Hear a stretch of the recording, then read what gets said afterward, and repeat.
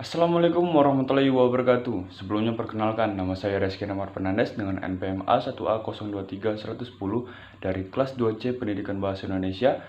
Nah, di sini mata kuliah pengelolaan pendidikan dari Bapak dosen pengampu, Bapak Dr. Muhammad Kristiawan, SPDI, MPD. Baik, di sini saya akan menjelaskan tentang manajemen peserta didik. Manajemen peserta didik adalah suatu proses manajemen sekolah yang terdiri dari perencanaan, pengorganisasian, pengarahan, dan pengawasan terhadap setiap kegiatan yang dilakukan oleh peserta didik.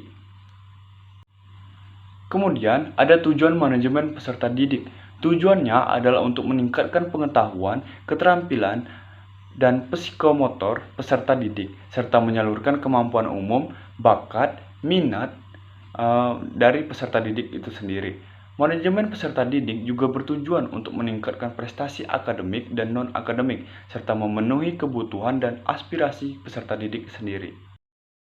Selanjutnya adalah prinsip-prinsip manajemen peserta didik. Yang pertama, yaitu segala bentuk kegiatan manajemen peserta didik harus mengemban misi pendidikan dalam rangka mendidik para peserta didik.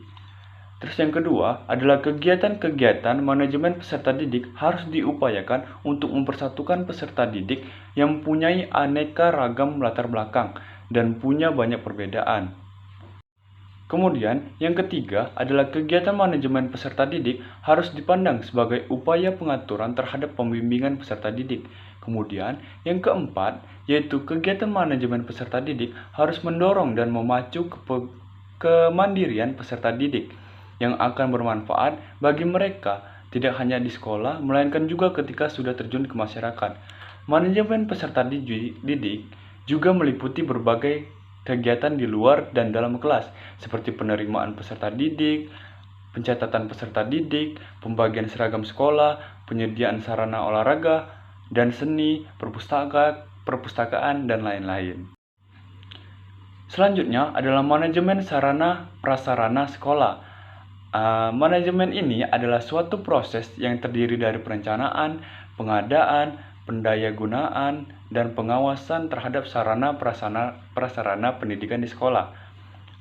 Adapun tujuan manajemen sarana prasarana pendidikan adalah untuk meningkatkan kualitas pendidikan dengan memastikan sarana dan prasarana yang memadai dan efektif digunakan dalam proses pembelajaran. Kemudian, manajemen sarana prasarana pendidikan meliputi beberapa langkah, seperti yang pertama yaitu perencanaan. Perencanaan di sini yaitu mencari kebutuhan sarana dan prasarana yang diperlukan untuk mendukung proses pembelajaran dan memastikan bahwa sarana dan prasarana yang ada digunakan secara efektif.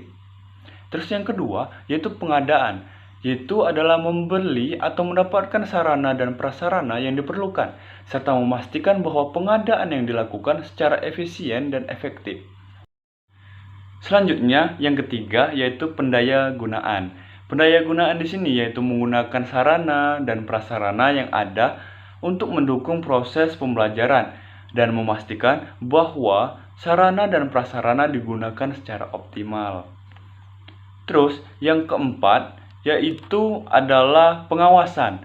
Pengawasan di sini adalah mengawasi penggunaan sarana dan prasarana untuk memastikan bahwa mereka digunakan secara efektif dan efisien, serta memperbaiki atau menggantikan sarana dan prasarana yang rusak atau tidak efektif itu sendiri.